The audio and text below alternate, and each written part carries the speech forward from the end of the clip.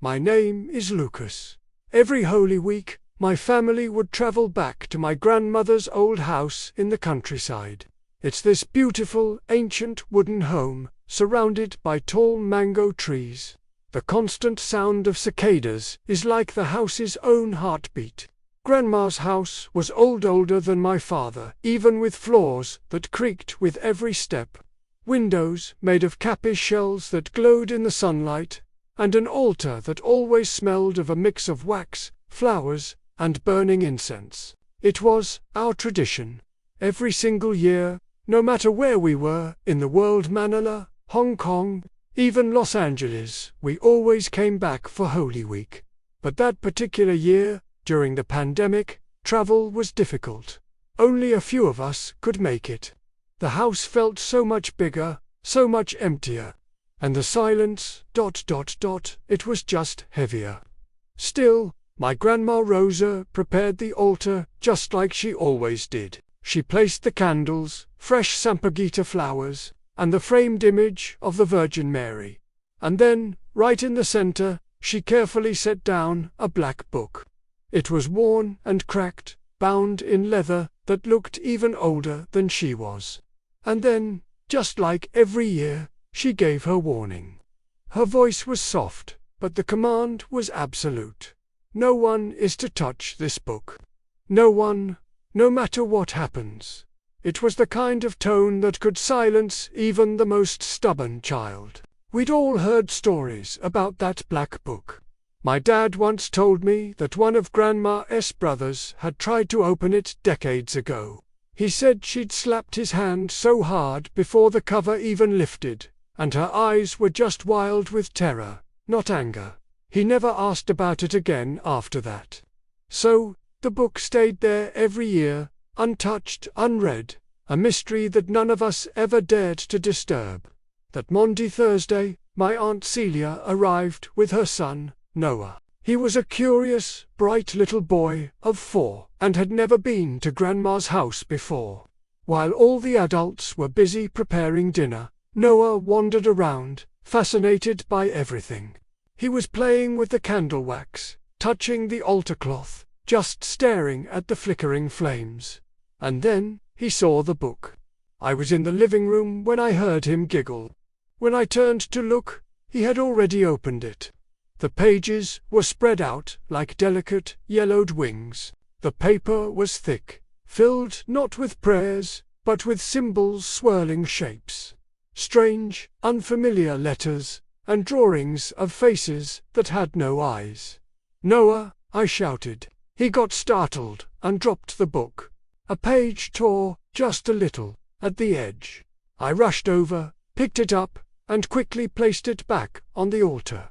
My Aunt Celia came running in. "Please," she whispered, her eyes wide. "Don't tell Grandma Rosa. She'll be furious." We all agreed. We would just pretend nothing ever happened. For the rest of the afternoon, everything felt normal. Or at least, it seemed to be. That night, around 2 a.m., I woke up. Someone was crying. It was very soft at first, like a woman trying not to be heard. But the sound didn't stop. It just kept coming, again and again. It was coming from the living room. From the altar, my father, Daniel, heard it too. He stepped out of his room with a flashlight. We followed the sound together, moving quietly through the dark house. When the beam of his flashlight touched the altar, we both froze. A woman dressed in black was kneeling in front of it. Her long hair covered her face completely. Her hands were clasped so tightly they were shaking, and she was weeping these slow, painful sobs that just filled the entire room with sadness. "Who's there?" my father asked, his voice shaking a little. The woman didn't move. The candles on the altar flickered wildly, and then one of them just went out. Behind us, I heard my Aunt Celia gasp. Then my mother, Maria, came running out, holding Noah close. When Grandma Rosa appeared, her face went completely white. She didn't even ask who the woman was. She just whispered, her voice trembling, "Who touched the book?" The silence was deafening.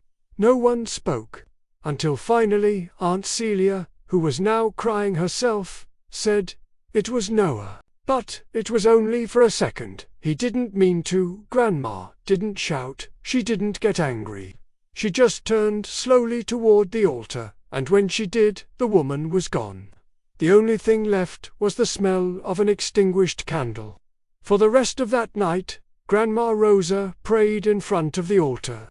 She whispered words in Latin, her rosary beads clicking faster and faster in her hands. When I finally got the courage to ask her what was happening, she looked at me with exhausted eyes and said, "That book was never meant to be opened again." Again, I repeated. But she wouldn't answer me. She just turned back to her prayers. By morning, Grandma looked so much weaker. She wouldn't eat. She just sat by the window, her eyes fixed on the altar. Every so often, I'd see her lips moving, but not in prayer. It was like she was speaking to someone who wasn't there. That night, the crying returned. But this time, we all heard it. It echoed through the hallways. The lights in the house flickered, and the air turned bone-chillingly cold. One by one, the altar candles blew out. In the faint, dying light, I saw her again, the woman in black. This time, she was standing right behind Grandma, with one hand resting on her shoulder. Her face was still hidden behind a thin veil, but I could see tears dripping from it, hitting the wooden floor. Grandma whispered, so softly I almost didn't hear it, "Forgive me." And then she collapsed. Grandma Rosa passed away 2 days later, on Black Saturday. The priest said her heart had simply stopped, but I remember her face just before she died. It was peaceful, almost relieved. After the funeral, we started cleaning the house. The altar was still there, of course. But the black book, it was gone. We searched everywhere. Under the table, in the drawers. Even inside the old wardrobe where she kept her things. Nothing. The only trace of it was a faint, rectangular mark left on the altar cloth, almost as if the book had burned itself right into the wood. 3 years have passed since then. The family still gathers at Grandma's house for Holy Week. But no one talks about the book anymore. Not my father. Not Aunt Celia. Not anyone. It's like an unspoken rule. Last year, while I was cleaning out some old things, I found a small scrap of black leather under Grandma's dresser. It had to be a fragment from the book's cover. There were faded golden letters on it, barely visible, that read, "For the one who weeps." That same night, I dreamt of Grandma Rosa. She was standing before the altar again, her hands clasped in prayer, and beside her stood the woman, in black, silent, veiled, and still weeping. When I woke up, I could hear a faint sobbing echoing through the old house, and somewhere, in the darkness, the soft, unmistakable rustle of pages turning. Even now, I sometimes lie awake and wonder, was that woman in black Grandma's curse, or was she her penance? I don't think I'll ever know for sure. Either way, no one in my family has ever touched another black book again. And I don't think we ever will. Thank you for listening to my story. If you enjoy tales like this, don't forget to like this video and subscribe to the channel for more. Stay safe out there.